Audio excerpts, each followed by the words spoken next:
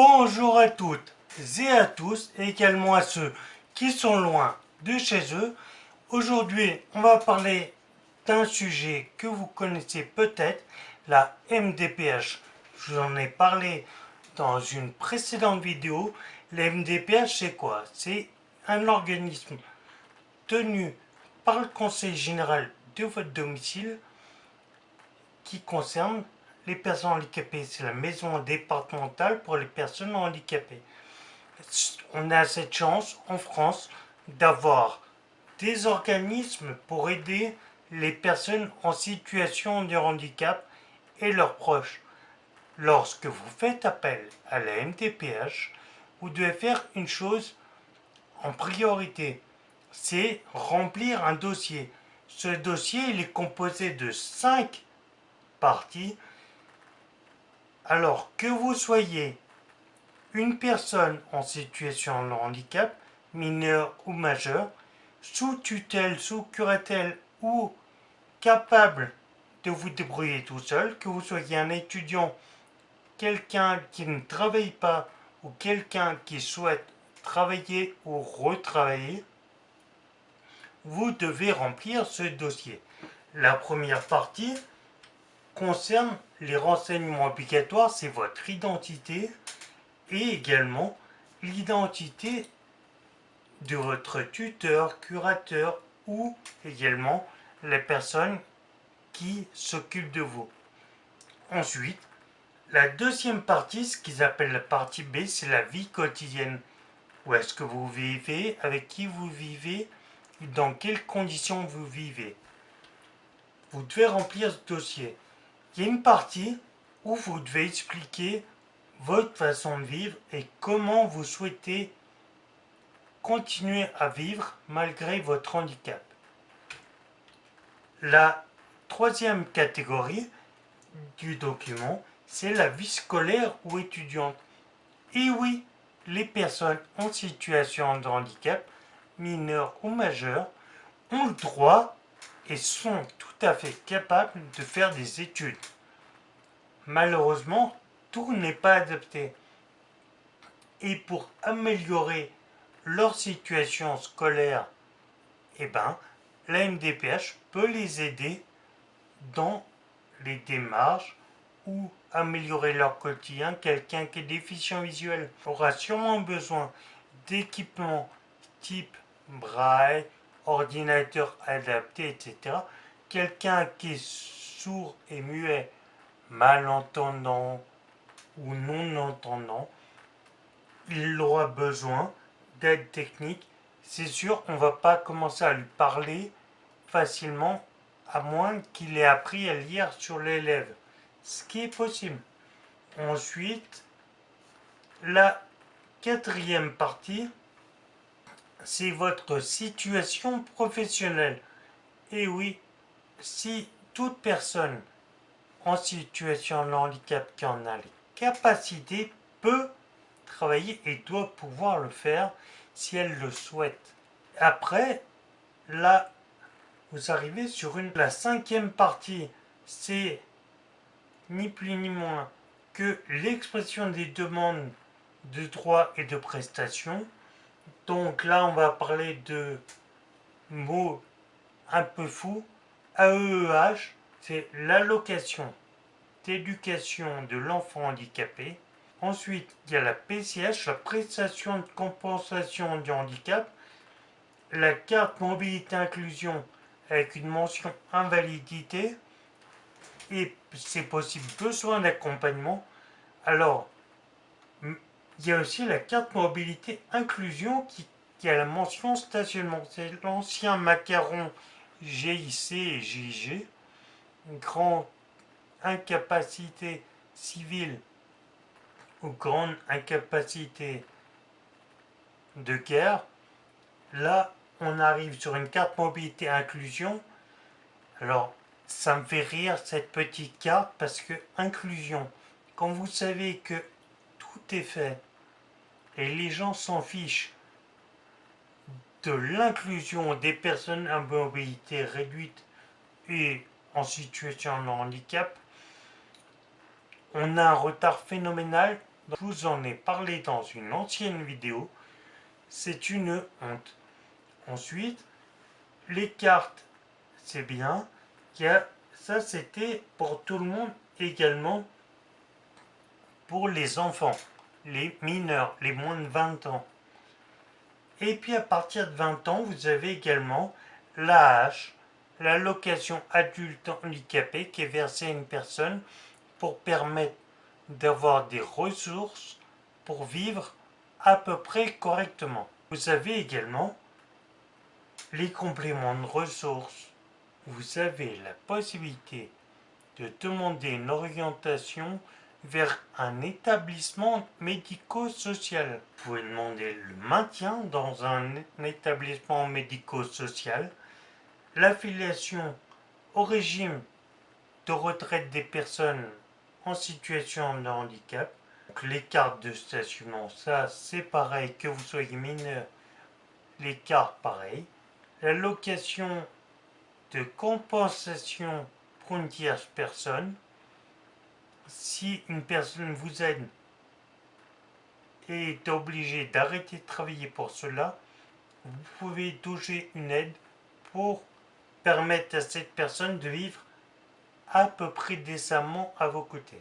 Si vous êtes travailleur ou que vous allez rentrer dans le monde du travail, vous avez la possibilité de vous faire reconnaître en qualité de travailleur handicapé, ce qu'on appelle la RQTH. C'est important pour vous, puisque comme cela, vous serez considéré comme un salarié protégé. On ne pourra pas vous reprocher au sein de l'entreprise que vous êtes une personne qui ne fait pas les choses de la même façon que les autres. Vous ne pouvez pas, vous êtes en situation de handicap. Et puis également, une entreprise de plus de 20 salariés doit avoir 6% de sa masse salariale qui est reconnu travailleur handicapé. Alors, vous ferez partie de cette masse salariale. Et tout est à l'honneur de votre entreprise d'avoir une personne en situation de handicap. Il fait chaud, donc, pendant que je bois, prenez ce temps pour vous abonner, activer la cloche, etc., etc. Merci à vous. Donc, vous êtes abonné, c'est bon? On continue? Allez, hop, on arrive à la 6e partie.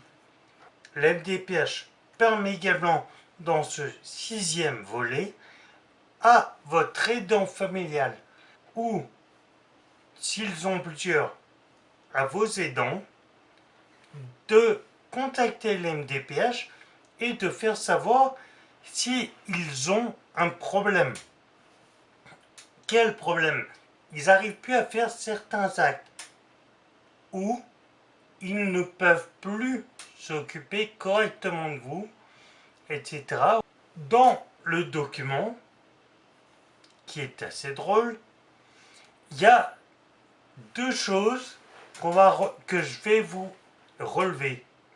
C'est qu'on vous demande des documents, dont donc là, ce dossier est à remplir par vous, vos proches, une personne, ça peut être un organisme, etc. Vous devez le stipuler si vous avez fait appel à un organisme ou une tierce personne, puisque cette personne peut demander à l'MDPH de l'autre côté une certaine aide. Ensuite, on va relever un point. Le point que on vous annonce 4 mois de délai. Vous recevrez par courrier une réponse à votre demande d'environ 4 mois. Oui, les 4 mois, c'est quoi? C'est dans les 4 mois qui suivent votre demande, on va vous dire, on a bien reçu votre dossier, monsieur ou madame. Voilà. Ne vous attendez pas que dans les 4 mois, on vous ait aidé. C'est pas le cas. Ensuite, il est marqué, est-ce que vous voulez une demande simplifiée ou vous voulez faire appel aux organismes de la MDPH pour vous fournir un médecin. Ce médecin sera un médecin MDPH. Petite chose, petite question, répondez-moi. Dites-moi ici, est-ce que vous pensez que ce médecin connaît mieux votre situation que votre médecin traitant qui vous suit tous les jours? Non, je ne pense pas de mon côté. Dites-le moi, un petit commentaire. Mais dites-vous donc que le deuxième volet, qui est un dossier médical, vous devrez le faire remplir. Faites-le remplir par votre médecin traitant. Et ne dites pas, oui, tout va bien, ce n'est pas vrai. Dites réellement à votre médecin, lors de la pire journée qui vous est arrivée, comment vous vous sentez, qu'est-ce que vous avez réellement besoin. Ensuite, la MDPH, il faut vous dire une chose. Quand vous faites une demande de prestation de compensation de handicap PCH, que ce soit pour une aide animalière. Aide animalière, c'est quoi? C'est une aide qui n'est pas énorme, c'est 50 euros par mois environ, pour nourrir les soins vétérinaires, etc., pour les soins de votre chien d'assistance ou guide aveugle. Ça aussi, on peut faire une autre vidéo là-dessus, il n'y a pas de souci. Ensuite, dites-vous PCH, prestation de compensation de handicap, ça peut être pour votre fauteuil ou l'aménagement de votre logement. Ça, c'est ce qu'on appelle la PCH aide technique. Et ensuite, il y a la PCH aide humaine. Si vous avez besoin d'une personne pour manger, faire à manger, faire quoi que ce soit dans la maison, là, la MDPH valorise ses heures. Je vous rassure, si c'est un proche qui n'est pas salarié par une entreprise, là, les heures sont valorisées à peau de chagrin.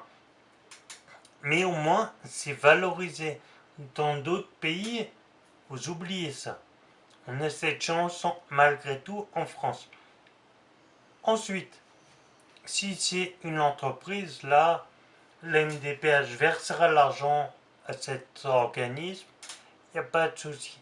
Ensuite, je vais vous parler d'un cas concret, le mien. J'ai demandé à l'MDPH de m'aider dans l'aménagement de mon véhicule. Accélérateur, frein au volant. Il y en a pour un peu plus de 3000 euros. La MDPH me dit, monsieur, nous allons vous aider sur une valeur de 2500 euros à peu près. Ok. Il faut toujours faire la demande à la MDPH avant de faire les équipements. Pas de souci.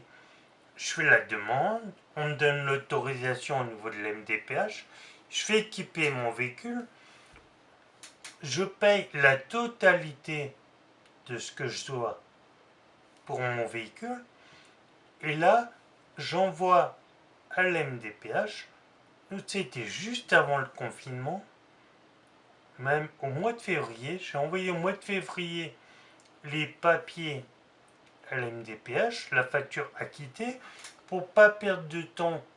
Cette partie, je l'ai envoyée à la MDPH, et lors du confinement, février, mars, avril,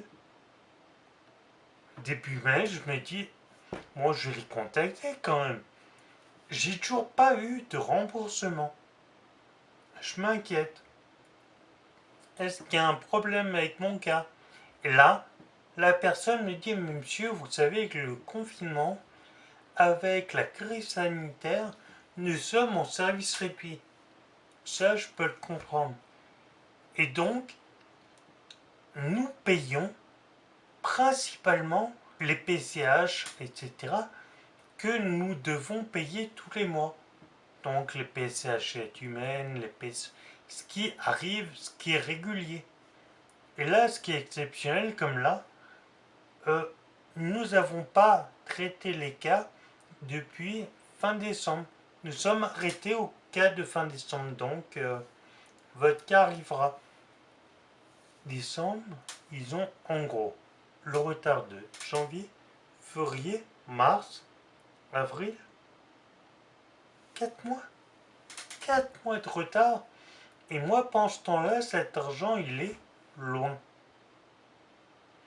Je fais comment? Donc, dites-vous une chose. Vous devez avancer l'argent et la MDPH vous remboursera. Pas tout de suite. Donc, attention. Ne vous faites pas avoir. Heureusement, j'avais un petit peu d'argent de côté. Pas énorme, juste de quoi financer les commandes volantes. Aujourd'hui, j'ai un fauteuil. On m'a donné l'autorisation de changer mon fauteuil. Pareil, j'avais fait un deuxième MDPH. On me donne l'accord MDPH. On me donne l'accord MDPH en me disant, monsieur, vous pouvez acheter votre fauteuil. On vous aide. Ouais, je veux bien. Et cet argent, j'en fais quoi? Vous avez vu dans une précédente vidéo, j'ai parlé des fauteuils roulants. Et alors là, vous regardez ici, vous allez sur la vidéo, vous allez voir, les tarifs, c'est absurde et fou. Bon, la MDPH, c'est bien, mais pensez une chose, la MDPH, comme tout organisme de l'État, et c'est pas méchant de ma part, mais c'est des fonctionnaires. Donc, comme partout en France, c'est un peu lent. Ailleurs dans le monde, je ne sais pas comment fonctionnent les administrations, mais chez nous, c'est des dossiers, des formulaires, des trucs que vous envoyez. Et la cerise sur le gâteau, vous voyez ce formulaire qui peut se remplir en PDF par internet, et ben vous devrez l'imprimer et l'envoyer par courrier, puisque j'ai eu la mauvaise expérience de l'envoyer par mail et en leur disant si ça va pas, contactez-moi, je vous enverrai une partie un peu mieux. Ben, ça pas loupé, il voulait le courrier. Et la petite blague aussi, vous imprimez le document et ce que vous avez coché ici ou là n'apparaît pas forcément. Voire des fois, c'est des choses que vous avez écrites qui n'apparaissent pas. Bon, vous voyez que j'ai un petit problème avec ma caméra, plus de batterie. Donc, c'est le téléphone qui fera la fin de la vidéo. Abonnez-vous, activez la cloche, laissez-moi un petit pouce bleu et puis surtout un petit commentaire. Allez, à bientôt.